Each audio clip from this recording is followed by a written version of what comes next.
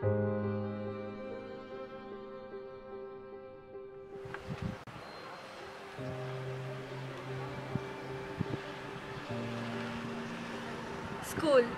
an amazing place of laughter and fun, knowledge and growth. Front bench gossip, last bench pranks, rockets and pea shooters, hugs and kisses, counting the seconds for the lunch bell, jamming the entrance and chatting groups and chasing gangs. Eyes shut, hands folded, praying sincerely for an absent teacher. Psst, 12th one, what's the answer? Peeping into the next paper. Caricatures, glue-coated chairs, stolen lunches, bunked periods, water fights, real fights, cat fights. That's what I had in mind that day I slept.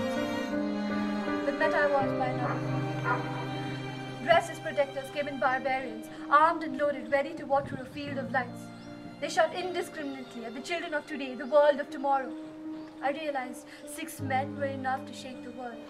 Screams and shots, slaughter and murder, crime and sin, death and death and death. An auditorium bathed in blood with shoes and belongings scattered like gravestones. Little bodies piled up, mutilated and destroyed. They had been vessels holding immortal souls.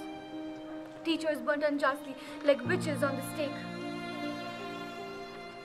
Death had come to a few, and a far worse fate to the rest. Children, little children, faced a massacre. They witnessed the death of 100. Their little minds were traumatized. They were left a scar. The screaming, the smell of death, the feel of warm, fresh blood of their friends on their little bodies. The death of their best friends and brothers and sisters right in front of them. They watched them breathe their last. Right in front of them, they watched them murdered. In a slaughterhouse, like animals they felt. They felt the same fear and faced the same men, butchers. To call those butchers animals would be a crime, for even animals don't kill for nothing. Even animals own a sense of right and wrong and a standard much higher than those men. After going through a few hours of hell, those children can never be the same, and they never will be. After buying so many of their closest chums, they never can.